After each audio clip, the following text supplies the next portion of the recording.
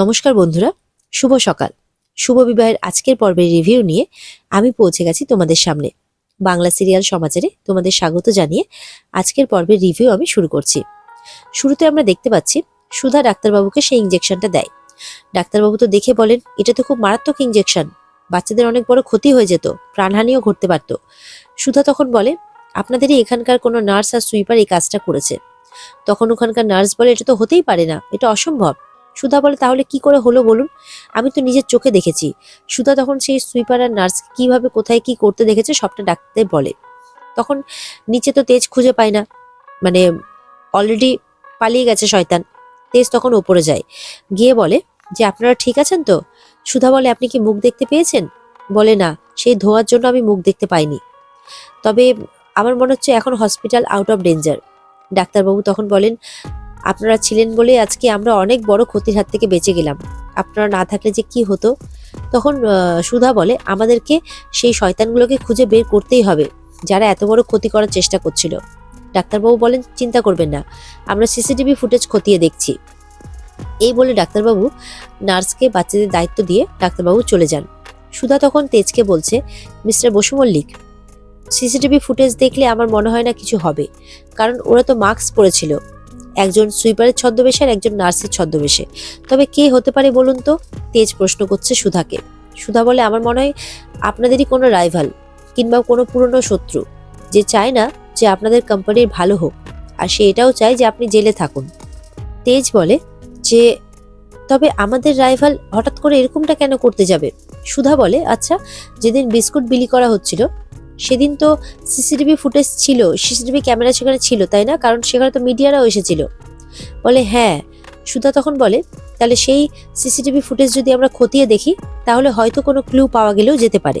যেই সাংবাদিকরা সেদিন সেখানে উপস্থিত ছিল, সুধা তাদের সবার সঙ্গে যোগাযোগ করতে বলে তেজকে।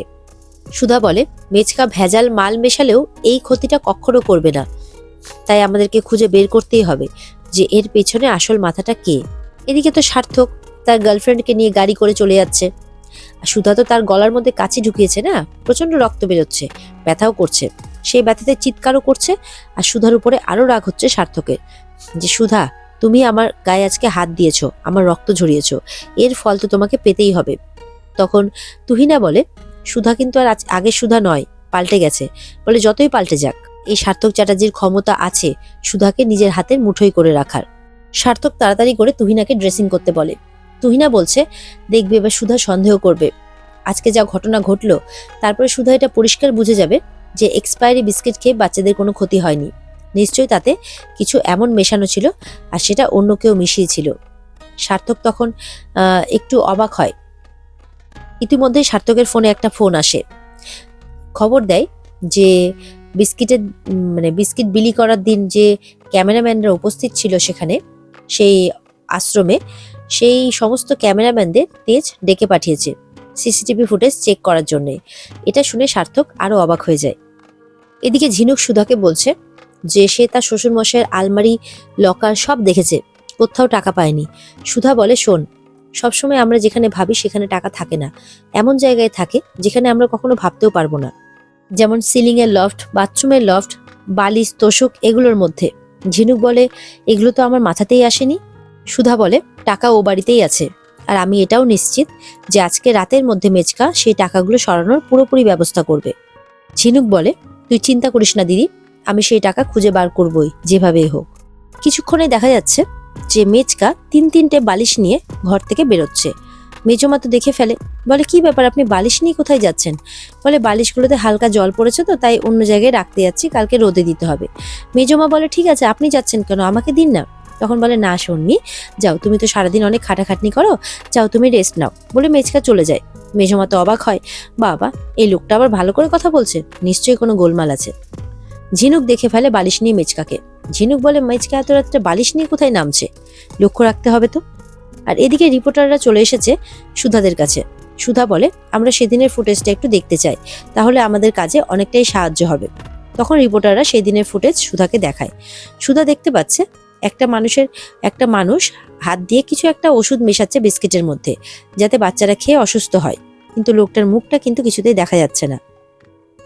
সুধা বলে, আপনি একটু লক্ষ্য করুন। এই লোকটার যেই জামাটা পরে আছে তাতে কিন্তু তেজ বেকারির কোনো লোগো নেই। তেজ বলে তাই তো, জামাতে তো কোনো লোগো নেই। আর সেদিন আমাদের মানে ফ্যাক্টরির 3 জন ছিল সেখানে কর্মচারী, আর এখানে দেখাচ্ছে 4 জন, তার মানে একজন বাইরের থেকে ছিল। তেজ বুঝতে পারে। সুধা বলে রিপোর্টার দিয়াকে যে আচ্ছা এই লোকটার মুখটা কি জুম করে দেখানো যাবে? বলে এইভাবে তো সম্ভব নয়, তবে আমি আমার পিসিতে ফেলে করার চেষ্টা করছি। আমি বাড়িতে গিয়ে সেই জুম করা ছবিটা আপনাকে পাঠাচ্ছি। তখন সুধারা বলে অনেক অনেক ধন্যবাদ আপনাদেরকে। সুধা তখন বলে কাল সকালে তাহলে আসল অপরাধীর হদিশ পাওয়া যাবে। এদিকে মেচকা তো বালিশ নিয়ে যাচ্ছে। মেচকার ছেলে এসেছে কিছু মাটি নিয়ে, টাকাগুলোর উপরে মাটি দিয়ে দিচ্ছে, যাতে কেউ দেখতে চাইলেও উপর থেকে মাটি আছে সেটা দেখাতে পারে। আর এদিকে দিয়া মানে সে রিপোর্টার মেয়েটি যখন রিপোর্ট নিয়ে আসছে সুধাদের কাছে, সুধাদেরকে ফোন করেও জানায়, তখন দেখা যাচ্ছে সার্থক তাকে ভয় দেখিয়ে দেয় আর তাকে মারার ব্যবস্থা করে। সুধারা বলে আমাদেরকে এক্ষুনি যেতে হবে দিয়ার কাছে, অন্য কেউ পৌঁছানোর আগে আমাদেরকে পৌঁছতেই হবে। তখন দিয়ার কাছে গিয়ে দেখে সুধারা যে সেখানে দিয়া নেই, তার স্কার্ফটা পরে আছে। সুধা তখন বলে তার মানে আমাদের অনেক দেরি হয়ে গেছে, আমাদেরকে এক্ষুনি পুলিশের কাছে যেতে হবে। এদিকে তো ঠাম্মির ঘুম ভাঙতে দাদু ভাই আর সুধাকে দেখতে পাচ্ছে না, খুব চিন্তা করছে দাদু ভাই কোথায়, দাদু ভাই কোথায়। দাদু আসে, এসে বলে যে এখনো ও ছাড়া পায়নি। তখন ঠাম্মি বলে আমাকে তো তাহলে এক্ষুনি যেতে হবে, ও নির্দোষ সেটা তো আমাকে বলতে হবে, তাই না? আমি বসে থাকতে পারি না এখানে। এদিকে কানন তো বিছানা থেকে নেমে পুরো হাঁটা দিতে শুরু করে, দাদু পেছন পেছন যায়। এদিকে মেজমা বড়মা এরা সবাই নিজের ছেলের জন্য প্রার্থনা করছে। বড়মা বলছে যে তেজের কোনো ক্ষতি হতে দিও না ঠাকুর, ওকে দেখে রেখো। মেজমা বলে শুধু গজানন কেন, এই বাড়ির প্রত্যেকটা মানুষ জানে যে আমাদের তেজ কত ভালো ছেলে, তুমি দেখো ওর কিচ্ছু হবে না, দেখো আমাদের ছেলেটা আবার ওর 2 মায়ের কাছে ফিরে আসবে, তুমি দেখো। এদিকে ঠাম্মি তেজের মায়ের কাছে আসে, বলে কই দাদু ভাই ফেরেনি এখনো? তেজের মা বলে না ফেরেনি এখনো, উনি তো গেছেন, দেখা যাক সব ঠিক করে দেবেন, দেখবে। তখন তেজের বাবা বলেন, তেজের বাবা আসে আর কি বাড়িতে, বলে কতটা ঠিক হবে সেটা বলা যাচ্ছে না। মেজো খোকা বলে সবই ভাগ্যের দোষ, কি আর করা যাবে। ঠাম্মি তখন মেচকাকে বকা দেয়, বলে একদম তুমি ভাগ্যের দোষ দেবে না, আজকে যা কিছু হচ্ছে তার জন্য দায়ী তুমি। মেচকা বলে বা মা বাহ, আজকে সবকিছু আমার উপর দিয়ে চালিয়ে দিচ্ছ। ঠাম্মি বলে সেটা নয়, যেটা সত্যি সেটাই আমি বলছি। আমাকে দাদুভাই বারবার বারণ করেছিল, কিন্তু আমি ওর কথা শুনিনি। বারবার কেশবলালকে বাদ দিতে বলেছিল দাদুভাই, বাদও দিয়েছিল, কিন্তু তুমি আবার তাকে রেখেছো। এটা বুঝিয়েছো সবাইকে যে তার মালে কোনো ভেজাল নেই। আমি মেচকাকে বলে তুমি আজকে আমার সাথে থানাতে যাবে আর পুলিশকে গিয়ে নিজের দোষ স্বীকার করবে যে সব দোষ তোমার, আর যদি তা না পারো তাহলে এক কাপড়ে এই বাড়ি থেকে বেরিয়ে যাবে। তরিতা তার বরকে বলে অনিমেষকে যে কি গো, যদি বাবাকে ঠাম্মি বের করে দেয় তাহলে কি আমাদেরকেও আমাদের বাক্সপাত্রা নিয়ে বেরিয়ে যেতে হবে? অনিমেষ রেগে যায় তার বউয়ের উপর। মেচকা তার মাকে বলছে আমরা তো এখানকার কর্মচারী মাত্র, আসল তোমরা মালিক পক্ষ, তোমাদের কথা অনুযায়ী তো আমরা কাজ করি, তো সবকিছুর দায়িত্ব মালিক পক্ষেরই, তাই না? মেজমা বলে আপনি এটা কিভাবে কথা বলছেন মায়ের সাথে? বড় মা মানে তেজের মাও বলে। তেজের মেজমা তখন বলে আপনি চিন্তা করবেন না মা, আমাদের ছেলে ঠিক আমাদের বাড়িতে ফেরত আসবে।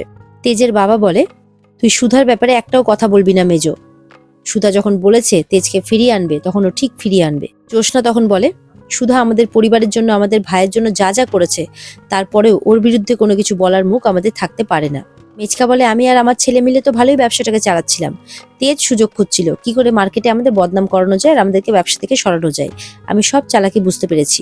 আমি রেগে যাই, বলে যে কখনো না, আমার দাদুভাই এরকমটা করতেই পারে না, একদম আমার দাদুভাই আর সুধার নামে উল্টোপাল্টা কথা বলবে না। তখন সেখানে বাড়িতে চলে আসে পুলিশ। তেজকে খুঁজতে এসছে পুলিশ, কারণ পুলিশকে সুধা কথা দিয়েছিল রাত 9টার মধ্যে প্রমাণ এনে দেবে, এখনো আনেনি, তাই জন্য পুলিশ তেজকে খুঁজতে বাড়িতে চলে এসেছে। মেচকা তো পুলিশকে উল্টোপাল্টা বলে যে নিশ্চয়ই পালিয়ে গেছে। তখন সুধা আসে, বলে তেজ বসু মল্লিক কোথাও পালায়নি, পালাতে পারেও না। তেজকে সঙ্গে করে নিয়ে আসে সুধা। আর এখানে আজকের পর্ব শেষ হয়ে যায়। তো বন্ধুরা, এই ছিল আজকের পর্বের রিভিউ। দেখা হচ্ছে তোমাদের সাথে আগামীকালকে নতুন পর্বের রিভিউ নিয়ে। এই পর্বের বিস্তারিত দেখতে গেলে তোমরা অবশ্যই স্টার জলসার পর্দায় নজর রাখবে। আর পর্ব যদি ভালো লেগে থাকে তাহলে অবশ্যই পর্বকে লাইক, কমেন্ট আর চ্যানেলকে সাবস্ক্রাইব করে দেবে। তাহলে ভালো থেকো সবাই, দেখা হচ্ছে আগামীকালকে। টাটা।